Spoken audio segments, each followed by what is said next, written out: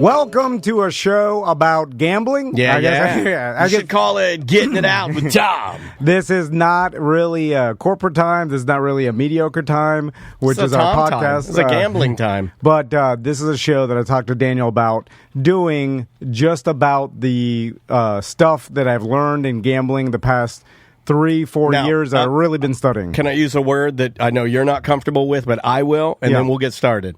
I feel like this is sort of a passion of yours, and I know you don't like that word. No, it's but fine. It's there, dude. I see. It's my biggest hobby. It is your biggest hobby, and we have a guest on the line. I think that's really cool. You came prepared with notes, a guest, and this should be kind of fun. Yeah, Jeff is on the line from a Sharp Square podcast and show that he's been posting that show on our BDM gambling page for a while, and I've listened to it, and I know Jeff kind of is in the same mindset as I am is when it comes to gambling. Jeff, welcome to Getting It Out with Tom Van. Thank you. I've been a Getting It Out fan for a long time now. Yeah. It's huge in the gambling space. So, real quick, Jeff, what is your relationship with gambling and your show you've been doing? Tell us about your background. Well, for me, gambling was my bonding with my father. He's still alive, but when I was younger, 8, 9 years old, he took me to the sports bars because he was betting on games. And I mean, this is the late 80s, smoke-filled, giant satellite dish on this roof of the building. And he taught me about point spreads. And that was, as long as I've been watching football, the point spread has been in play. And just, it's a skill to be able to handicap and to bet games. And it's just always fascinated me to this day, and it's led to doing a lot of writing about it and doing the podcast, and it's been a lot of fun. That's awesome, man. So a little bit about I started really getting deep diving into gambling and how to become good at it. Probably about 2019. Yeah, taking it seriously, right? Would you say the pandemic compounded that at all? Yes, yeah, absolutely. Because it gave me more time to focus on it. I started buying books. I started listening to audiobooks about it. Really, I became obsessed with figuring out how to get good at it, or even understanding it. Because I think that's a problem for most people. I'll throw my hat in that realm. You have helped me figure it out, but it's still I think for Johnny Average or most sports fans. It's not easy. And that's the thing. I wanted to just do this show to kind of share. Me and Jeff can talk about, there's a lot of simple things that people don't know about, where to gamble in Florida, because that makes a huge difference. There's a lot of content out there about gambling. I mean, there is a million podcasts. Sure. You could easily educate yourself, but none of them that I listen to are from Florida and really talk about the limitations we have here in Florida about where we can and where we can't gamble. Right. Specific to our books. situation. Yeah, exactly. Sure. So I figured let's just rocket through this real quick because we'll start from the beginning about where to bet, right? So a lot of people have offshore sports books, and basically just means online sports books that are located in Canada, Costa Rica, outside of the state or the United States of America. Where are most at, if you don't mind me asking? I'm not sure. Jeff, do you know? I mean, I know a lot of them are based out of Costa Rica. A lot around Antigua and stuff like that. Any island that you would stash and launder your money. It's a good element for gambling business. Right. And this is completely legal, by the way. You are completely legally allowed to go on any of these sports books and gamble. And for the most part, a lot of the most popular ones are completely legit. I'll go over some of the ones I use personally: Bovada, My Bookie, Bet Online, XBet. Jeff, do you want to throw any other ones that you particularly use? Did you leave any? Yeah, he hits them all. Bookmaker.eu is a European book that I use, and frankly, even if you don't have an account there, it's a good book to check because it's a really smart book. It's considered one of the sharper ones, so they'll lead the way in moving lines sometimes. If you're really a layman, what does the term sharp mean? Sorry, I just want to, is that... I'm sorry.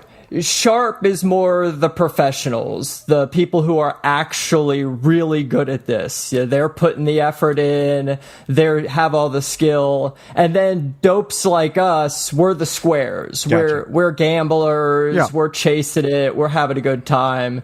Perfect. So a book can also be considered sharper, and the more professional ones, they'll move the lines, and then all the other books will follow their lead. So you might be able to check a line on a super sharp book, see that it's moving, but meanwhile on your more square book or regular book, the line is still the same and you can grab it before it moves. So, and that's the advantage you guys are chasing, right? Money in all these accounts, you can still use them to sort of see the ebbs and flows of the market. And Jeff's right. And even let's reverse a little bit and go back to these online sports books. The best way, and I was telling Daniel, I got Daniel into this, the best way to get money in and out, and primarily it's only going in because we'll get to that in a second, but is using Bitcoin. They all now use Bitcoin. You're going to have to get a Coinbase account. It's easy enough. You could YouTube all this stuff. I'm not going to go over that, but get yourself a Coinbase account, get yourself a Bitcoin wallet.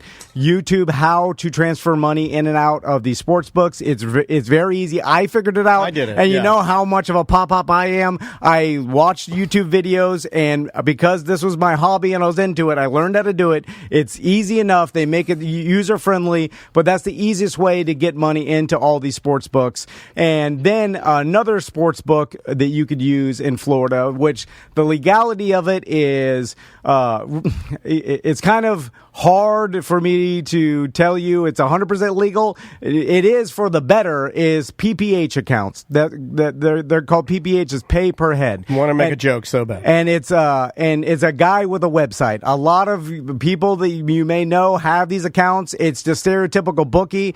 They give you a credit. Right. Basically, it would be in very poor form for you to say, "Hey, this is totally legal," because. Yeah. I get what you're saying. But it's been around for forever, since the beginning of time. If you look it up, there's no one that's ever been in trouble for betting with these guys. Maybe if the actual bookie gets big enough, they can get in trouble. But betting with a bookie, there's nothing that you have to worry about, in my experience and what I've read. So, but and that goes to another key when it comes to getting into this hobby, which is you need more than one of these books.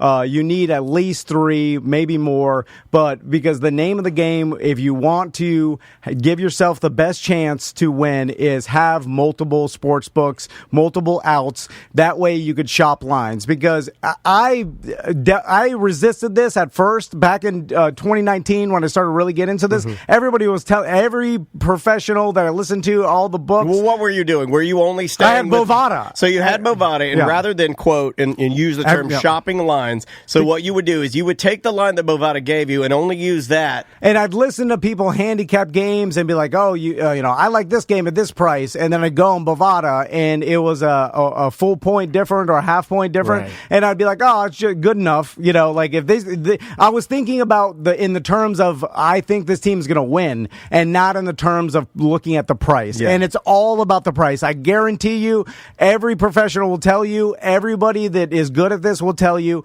the price is the only thing that matters. The outcome is impossible to figure out. You could handicap and get close, but getting the best price is the only thing that matters in gambling. Can you explain, when you're using the term price, what that means to layman's? Jeff, you want to talk about getting the best price and shopping different books?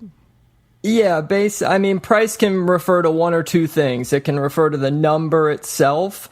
So if you want to play an underdog and they're a field goal underdog, they're going to be +3. What's next to that, it's going to say -110. That's known as the VIG, the juice. You can just look at it like a tax. In gambling, every game you bet and lose, you pay tax on. So if you want to win $100, you have to bet 110. So that's the price. Now, sometimes what the bookies will do is if they're getting a little one-sided on a game, they might not move the number. 3 is a perfect example. It's a key number. They don't want to move off that, and go back and forth. So what they might do is just change the price a little bit. If too many people are playing the +3, they might move the price to -120. So now if you want to win 100, you have to bet 120. And this is to try to encourage some more people on the other side to play the -3 so that they can balance their action a little bit. Ideally, the books would love to have even action on both sides. It's impossible. It never happens. But that is sort of how they play around. And when you hear them playing around with price, it's usually that -110 more so than the number. So let's just talk about the basics of if someone's listening out there and they were like me 4 years ago, and I just had Bovada, right? When I started getting other books, then it dawned on me that and what the narrative is and what all the professionals are saying is correct. So let's just say you want to start off with 3 books. You get Bovada, you get a Bet Online, right? Both you could use Bitcoin. I think even Bet Online does still do credit card if that's your only choice. Old timers out there. Just get Bitcoin. And then say you have a paperhead PPH account with some guy in a website, right? He gives you a credit of, let's say, $2,000 a week, and then you have to settle up with him using a lot of these bookies now use Cash App, they use Venmo and they use digital money. So, and they usually set up, like if you are $250 up or $250 down, that's when they pay off. If you're like $100 or $80, like they don't even bother until you hit a threshold. So then you have 3 books, put them all in one, like app on your phone, like a grouping together. Group them together. This is what I do. And then if you want to bet a game, okay, and this is just your recreational, you're not even handicapping, you're just like, I like the Dolphins +3 against the Chargers coming up week 1 or whatever. There you go. So then you go on and you're like, oh, Bovada's got Dolphins +3, right? Then another is this your workflow? Do you go to Bovada first? Usually I go through the listing and just check all the books. Yeah. They make some apps that track this for you, although I've found that a lot of those apps don't have all the books, and they're not going to have your PPH book. Can I warn you against that too? As look, this isn't even my wheelhouse, but whenever you're using a third-party application to gather information for you, it's slow. And what Tom's talking about is getting it the fastest way the information's there. I would just go to the source. But it will work if they have your book and it works together. But we're in Florida. We're at a disadvantage because we're a different animal. Like up north in a lot of different states, they got DraftKings, they got FanDuel, they got Caesars. They got it all. They got every different, book there's in the United States, and we have to deal with offshore PPH in Florida until Hard Rock comes back, and that will happen eventually. But just shopping the lines and then getting the best price will give you such a great advantage and help you on your journey to at least break even. Can I ask you guys a question? So I've shopped. I went to Bovada. I went to my other big book, and then I also went to my independent, guy with a computer, guy with a website. Yeah. And I shopped it, and I found the best line. I found where there's value for me. Do I bet with that particular on that particular app? Yes. And let's move on to like the betting, because this is another crucial part of, and again, this advice we're telling you is stuff that me and Jeff have learned because we got into this hobby. But most people don't know this. And a lot of people think it may not matter, or like, that doesn't matter to me because I just bet for fun. But the fun is making your money last longer, and it's not fun to lose everything immediately, because I've seen so many people, they want to get into this and they make horrible bets, and they lose all their money, and then they're like, well, this is horrible. It's not fun at all. Like, it's all about maximizing your fun, but doing it the most educated way possible. Tom. Like, if he's saying maximize fun, he means it. Losing all your money isn't fun. So let's go to bet size. Okay, so it all is in proportion to the amount of bankroll you have. So let's just, and I think it's a good practice for everybody to, and this is also a healthy way to gamble, because everybody always wants to look at the guy that lost their house or like lost money they should have lost. That's unhealthy. I could I don't know. Yeah, that sounds real bad. And so you should set aside an amount of money that you want to use for this hobby. How do you determine that? Everybody's different. And so some people could set aside $1,000. Some people have $100, right? Right. And this may be not fun to hear,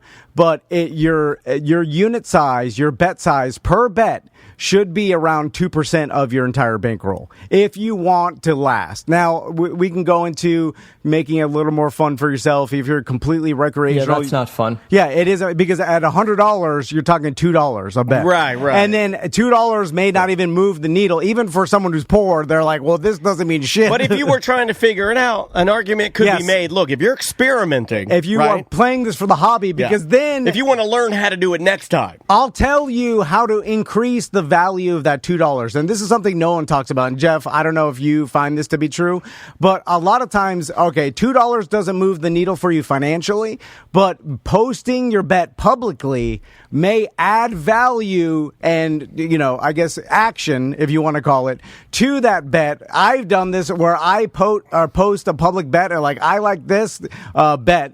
And then, so I want to win more for just for the fact that I told everybody more than even the money that I have on that, which my unit size may be $40 or $20, right? And then there's like 2 units or 3 units depending on how much you believe in that bet. But what do you think about that, Jeff? And talk a little bit about unit size. I don't care what people think. I'm here for the money. That's where I'm placing all my bets.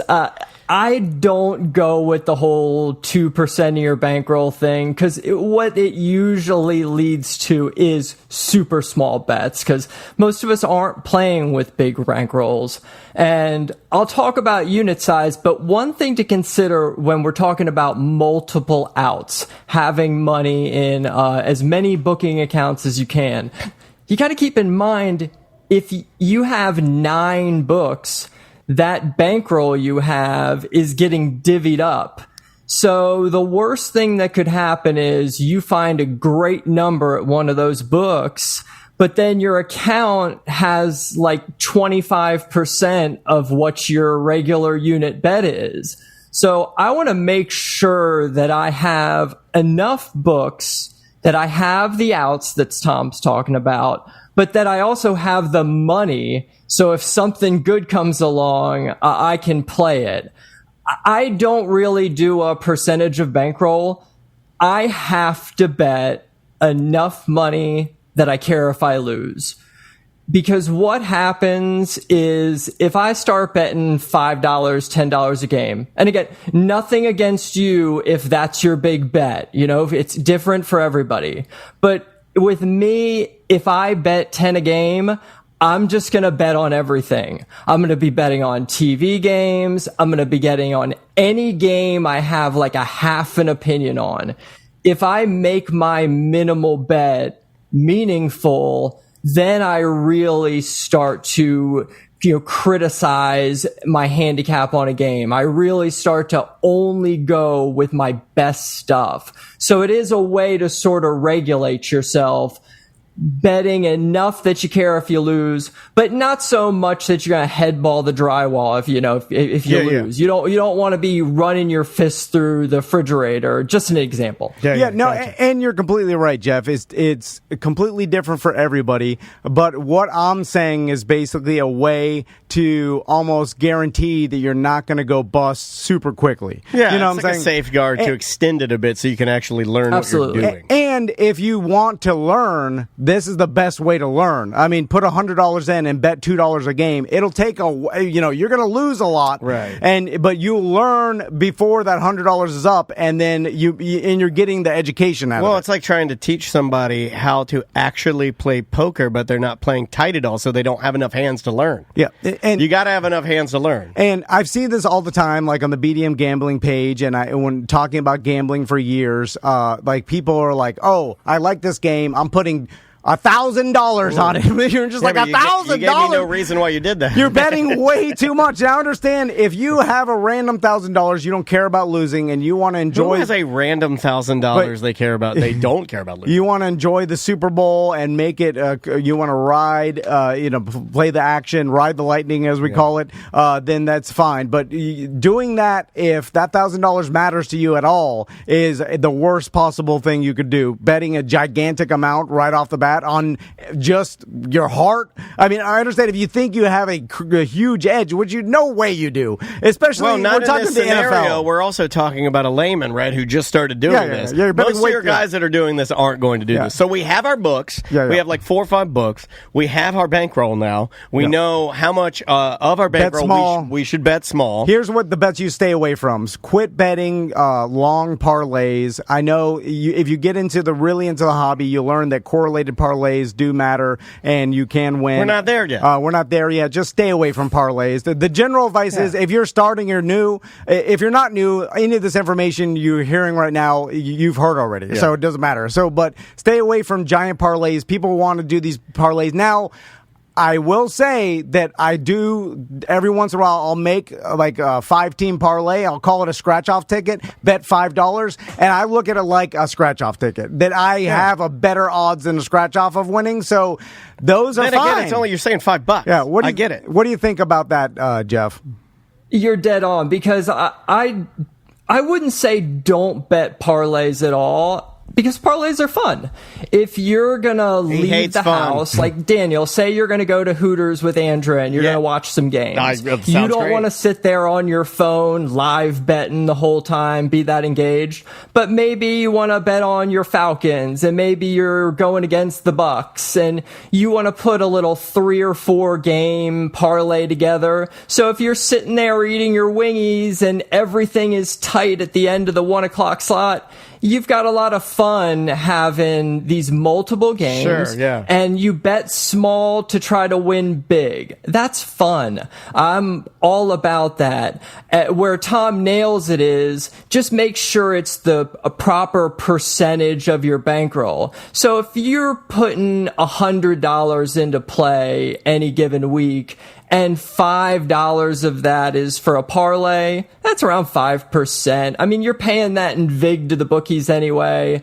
And the beauty is, if you hit one of those once every 4 or 5 weeks, it pays for itself. So as long as you are keeping the amount tame and you're just doing something to have some fun, go ahead and play your parlays to your heart's content. Can I ask a stupid question to both of you? It sounds like both of you are talking about just a simple act of organizational self-control on betting. Discipline. That in the... Yeah, and another, speaking of mistakes, with people betting large money on parlays, or another thing is chasing.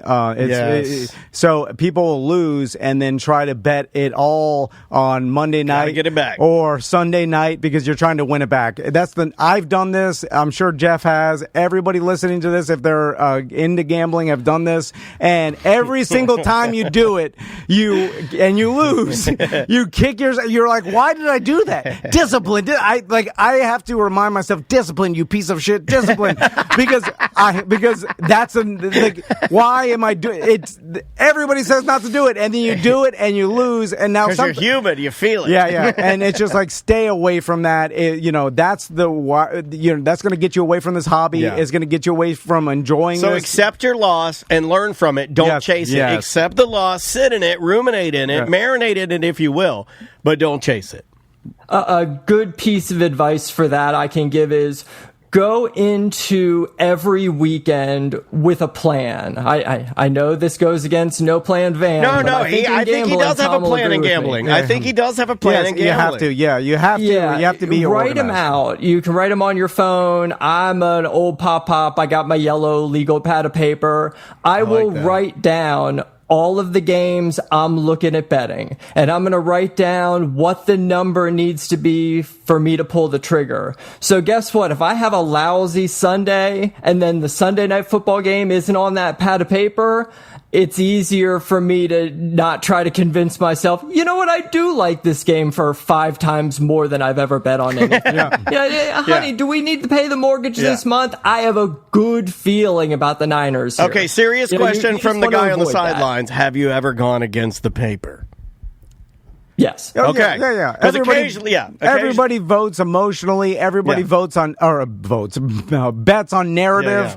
But just trying to minimize that, and you'll do better. Yeah. It's essentially learning that your brain is flawed, and your brain is going to try to push you towards something emotionally, whatever it is. Start convincing yourself, and you're just like, it's just math. It's just a math game. You got to take emotion out of it. You got to be disciplined. Now, real quick, let's talk about key numbers real quick, because that's important as well. When you're making a bet, you have to look at the numbers. They're everything in the NFL. And key numbers, of course, 3, 7 are the most important, right? Then there's like 6, 10, 14, obviously, all dependent on how the NFL is scoring. Correct. Right? These are all scoring numbers. Now, the deeper you dive into it, you start to learn the 3 doesn't matter as much as it used to, and things are changing a little bit. But for the most part, just remember all right, there's key numbers. Now, let's look at 3, right? The difference between 2.5 and 3 is gigantic. Yeah. The difference between 3 and 3.5, that hook, that half point is huge. And same thing with 7 and 7.5. So you got to realize, and that's when it comes back to shopping.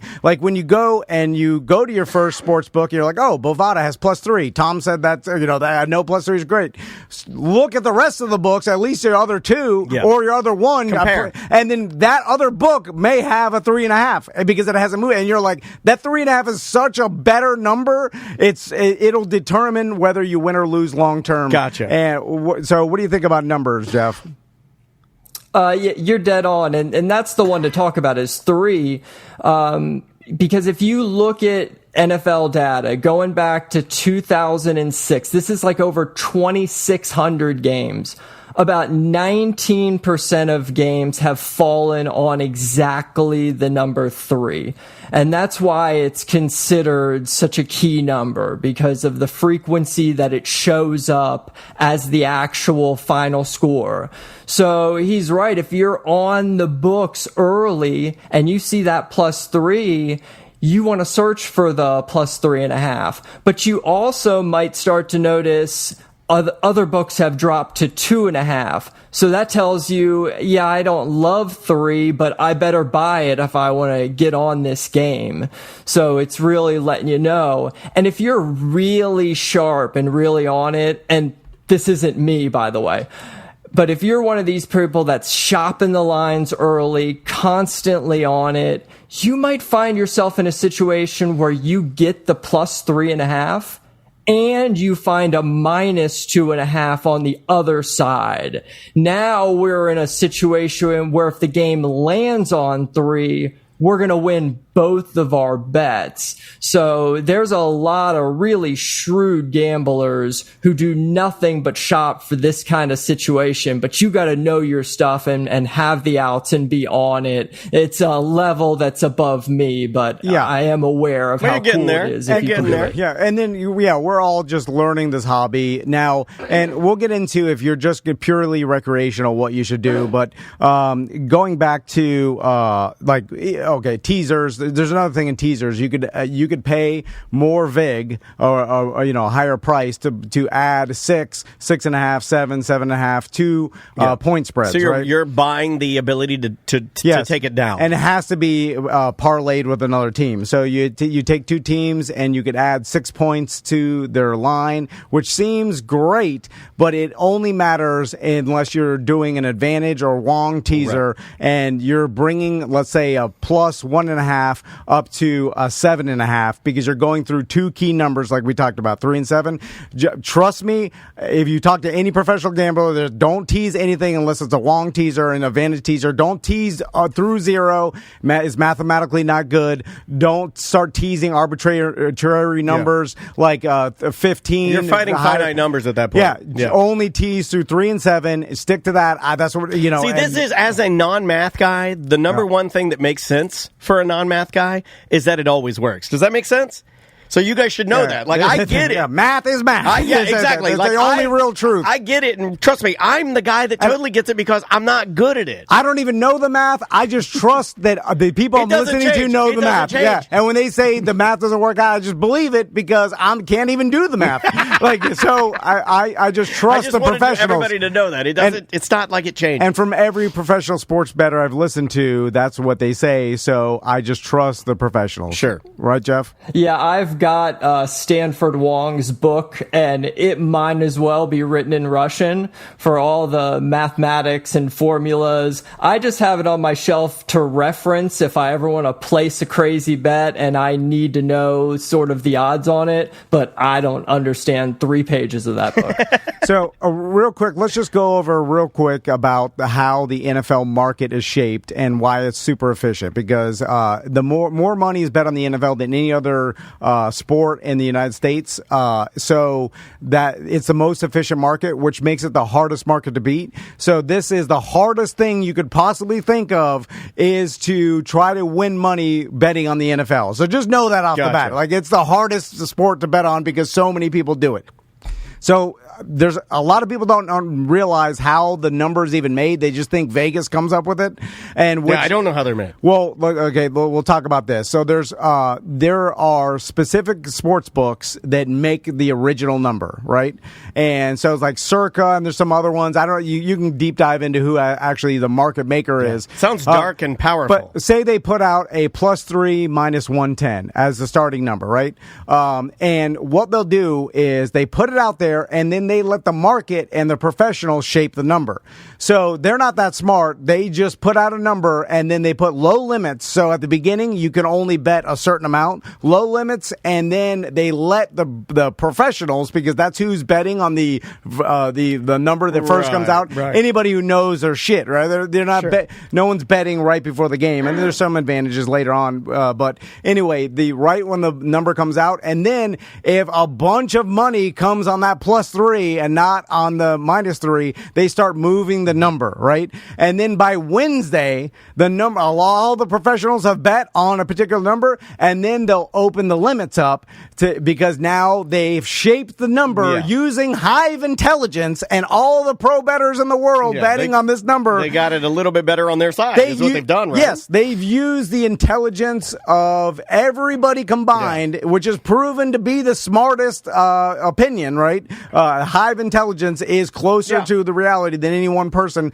and then that's how the market. So when that original line comes out, it is to your advantage if you know that it's going to move a certain way to bet on a game early. And what do you think about that, Jeff? I know me and you kind of wait till injury reports and some other stuff.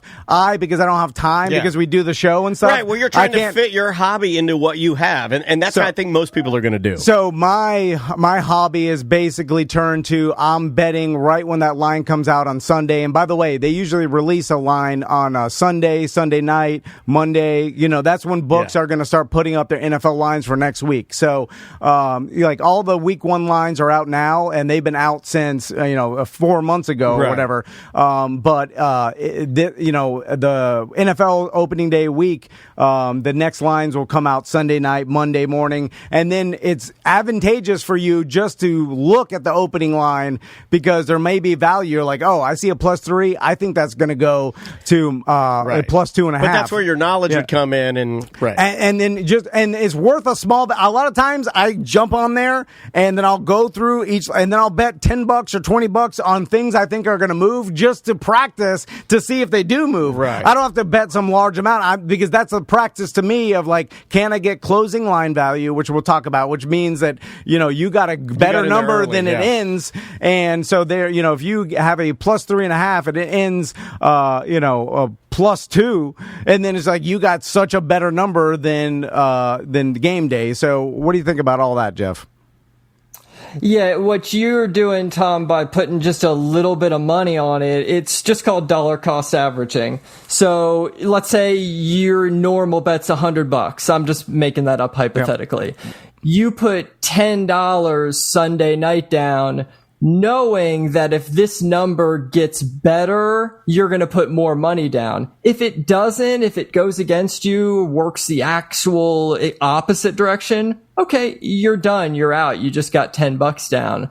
But see, the reason I don't play the early numbers is because personally, my system, I like to look more at what I think the narratives in the game are going to be.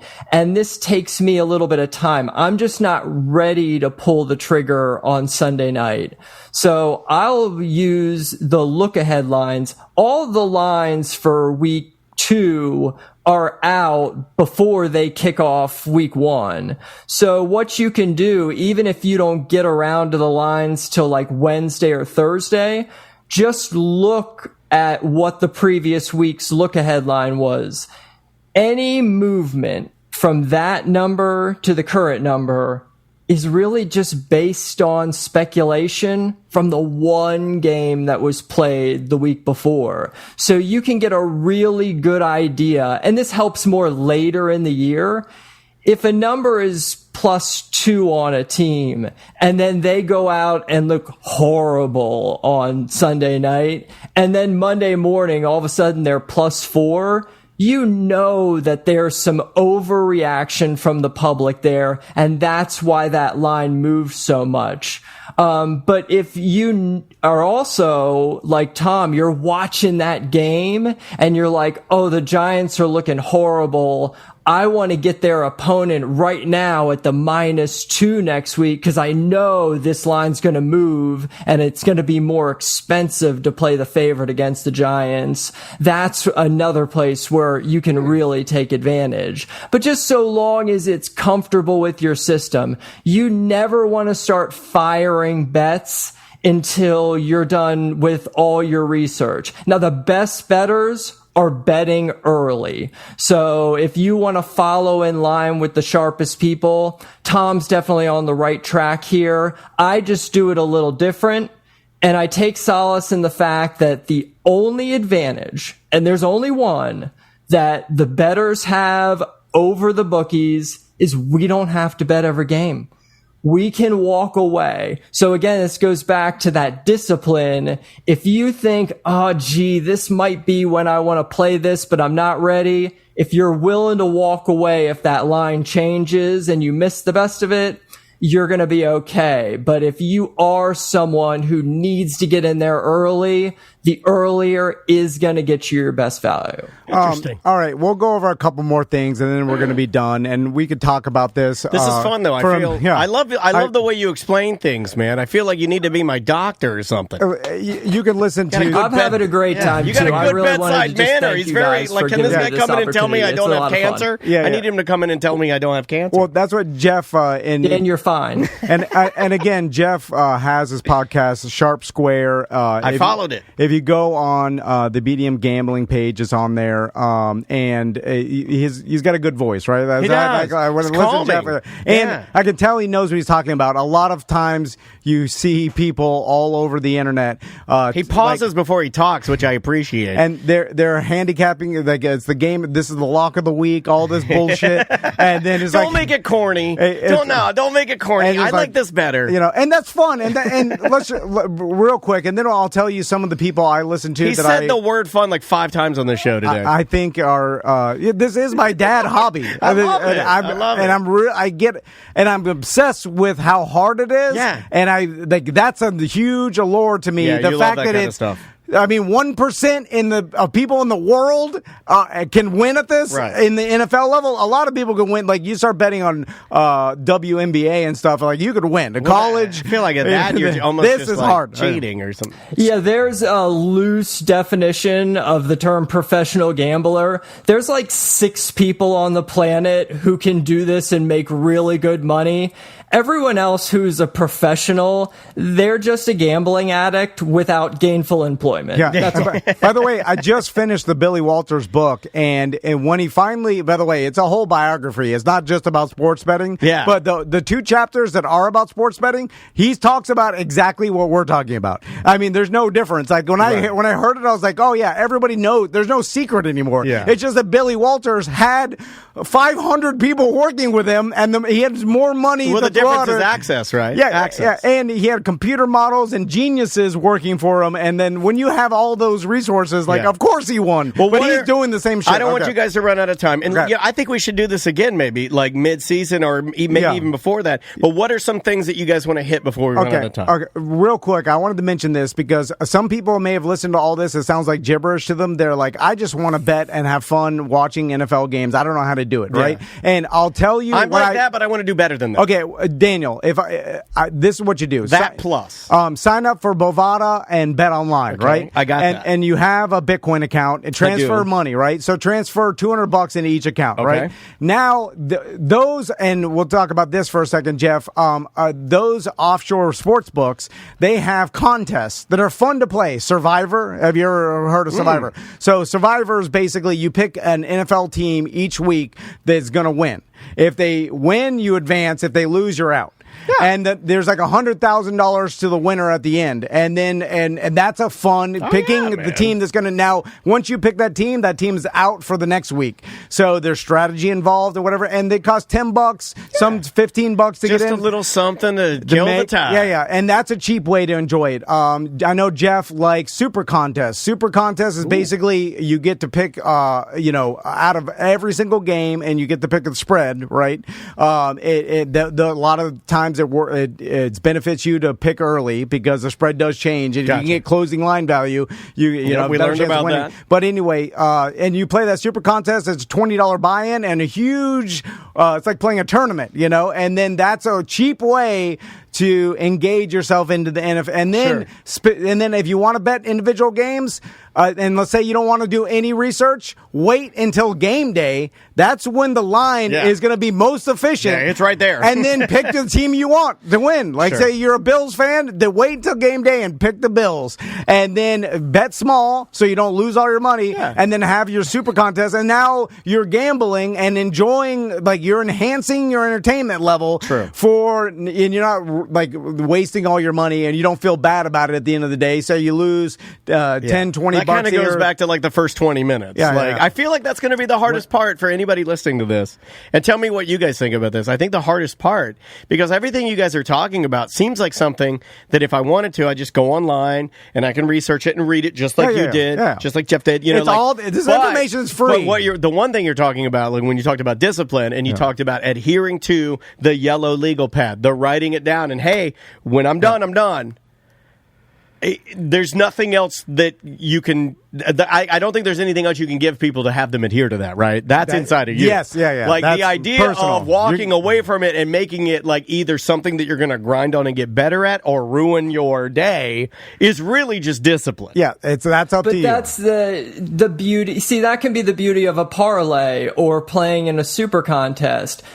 Go ahead first thing in the day before you place your first bet on Sunday and put a little $2 parlay on Sunday Night Football, Monday Night Football, the games, maybe the totals, the over-under, whatever it is.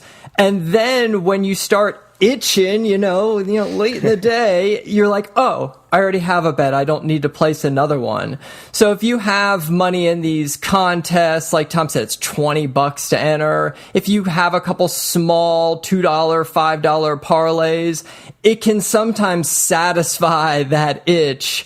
And then you're only betting your best stuff because you've taken care of the vice, just in a little cheaper fashion. You're just hitting it head on, man. The amateur has to do this, and this is for me too. part of the professionals is they have the discipline to say no, but I want action, baby. I gotta have it. So you just gotta figure out how to keep yourself engaged without blowing the bankroll on stuff that you shouldn't be invested. And there's lots of ways to do this.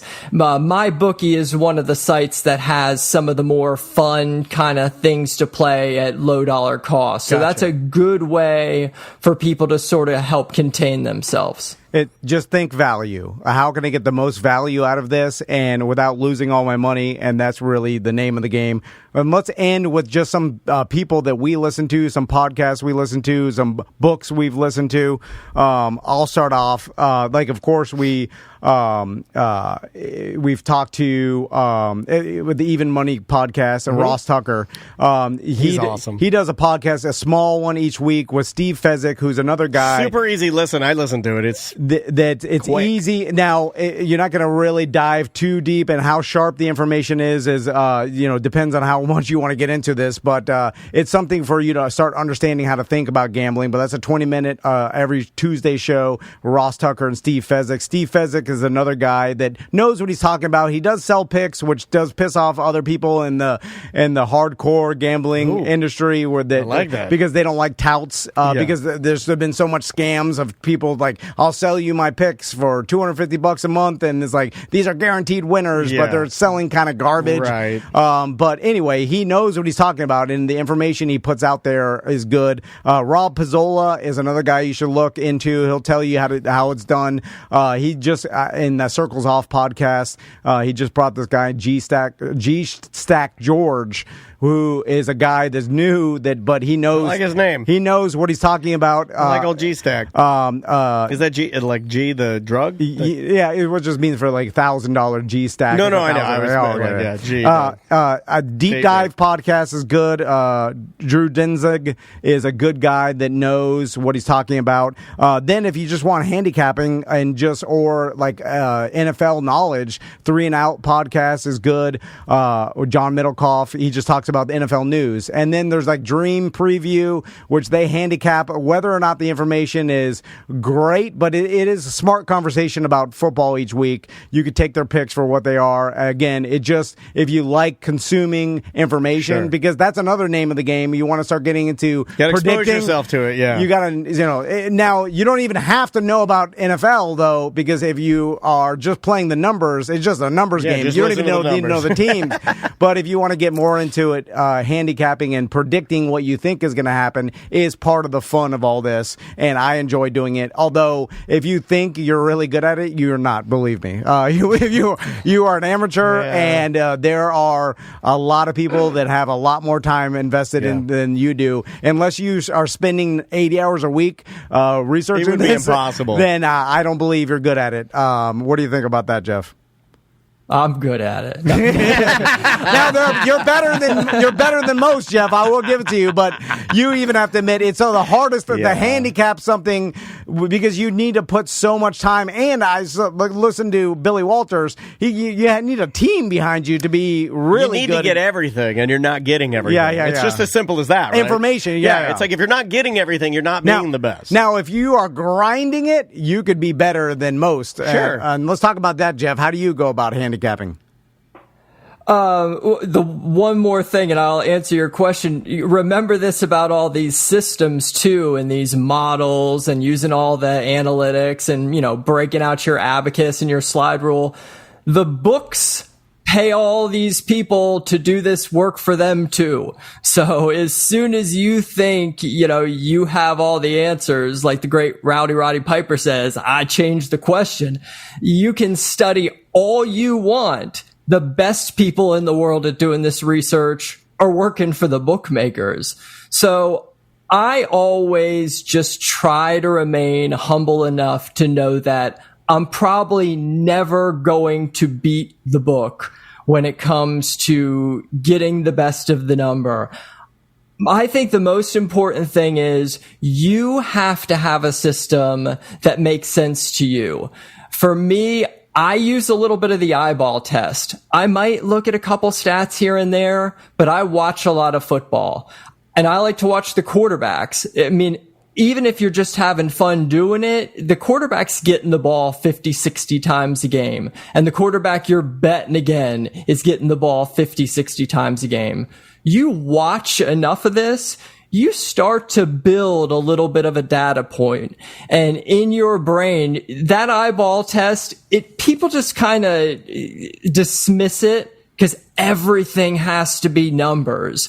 Well, I can use stats to say whatever I want. It just depends which stats I pay attention to and which ones I omit.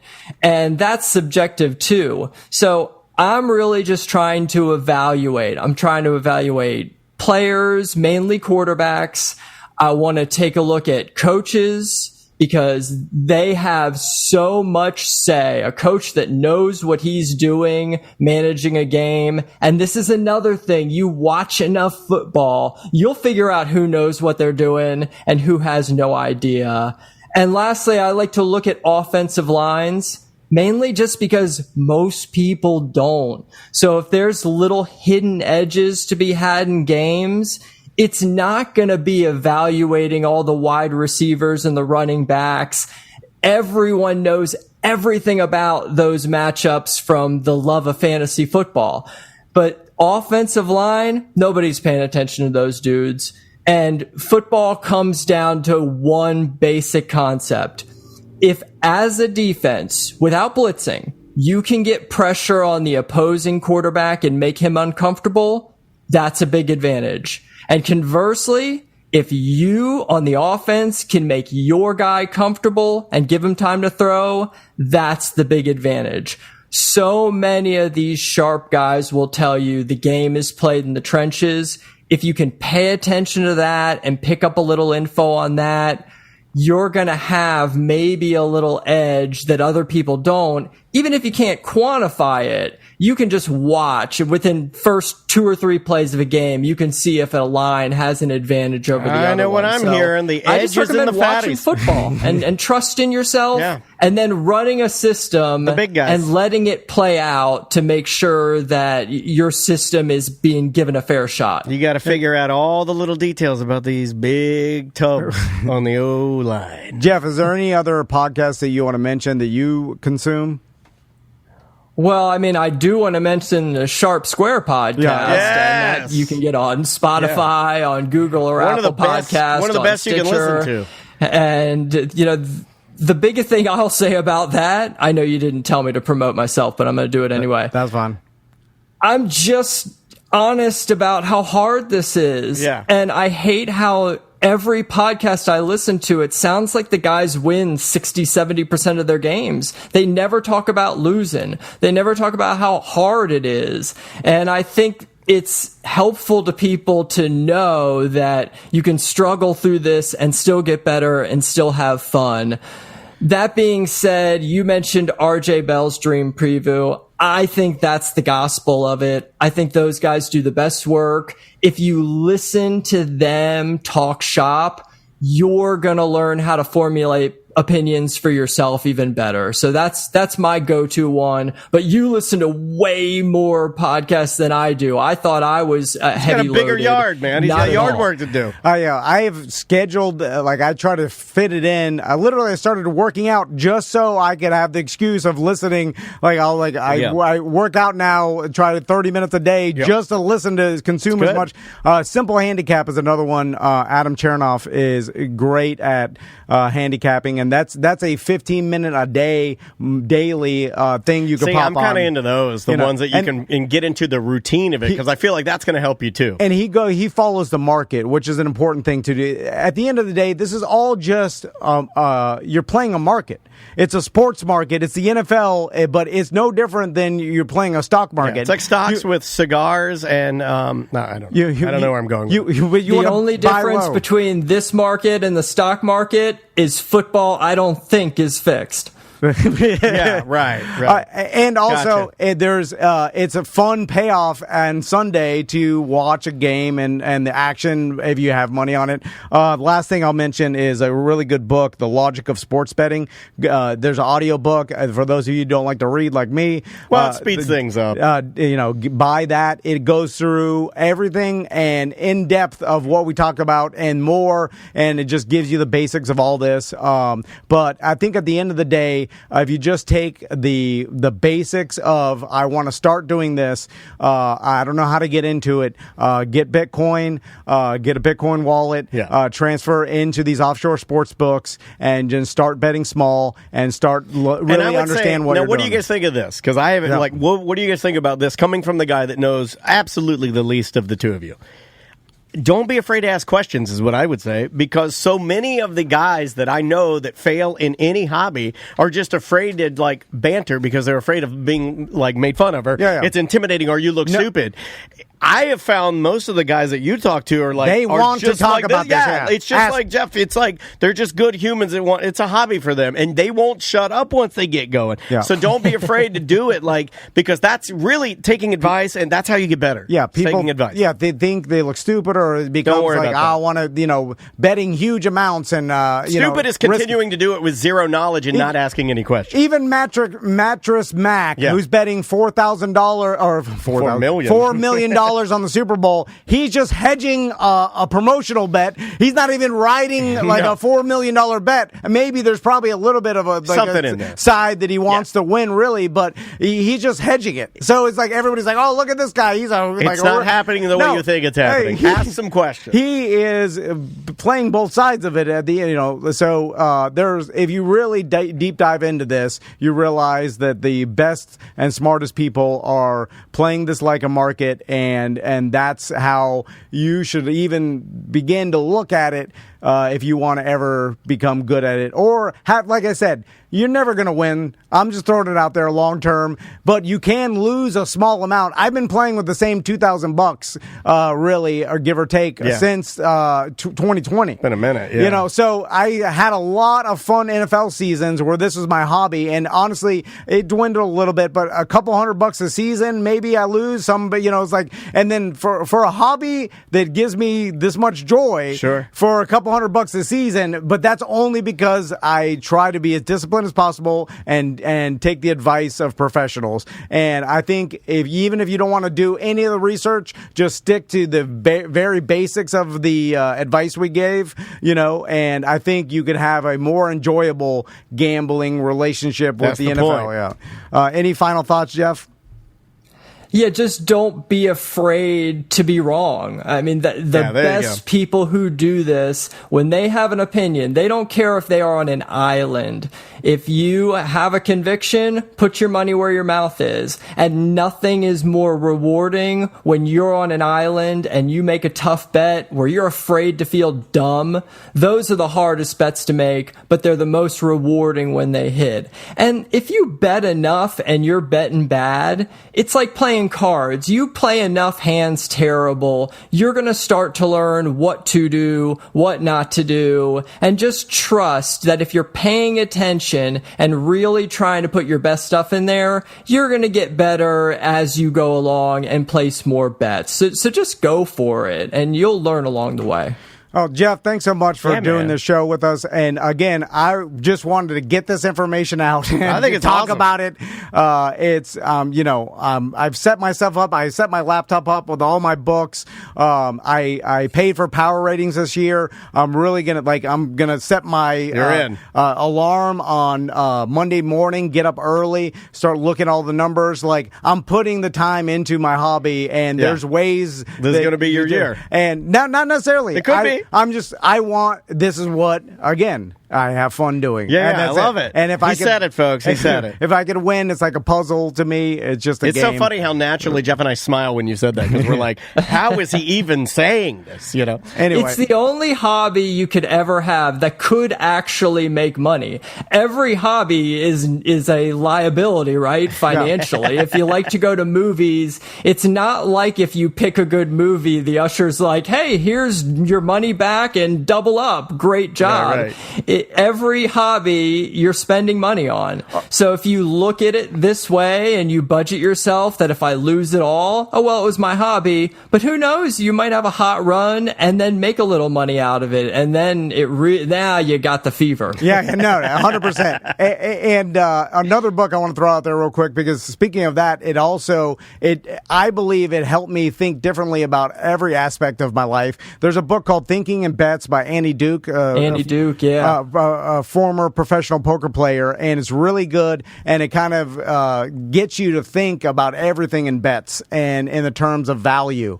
And, honestly, everything's about value. Every life decision you make is about value. All these bets is like, do you have good value? And if you start really looking into value, I can't see any reason why that's a wrong way to look at life. It's just a different approach. It may not work for everything you go to do, but it isn't unique. And you really like that book. You breeze through that one. But it should, again, that's audio book. But it doesn't matter. You should look at every decision you make as, is this the best value for me or the most valuable decision? And anyway, well, Jeff, I appreciate it. Maybe we'll do this again. Yeah, man, it was fun. Later on in the season. And, good luck this year. And I'll be listening to your podcast, and we'll be talking. All right. You guys have a great day. I appreciate it. You too. Jeff. Take care, Jeff.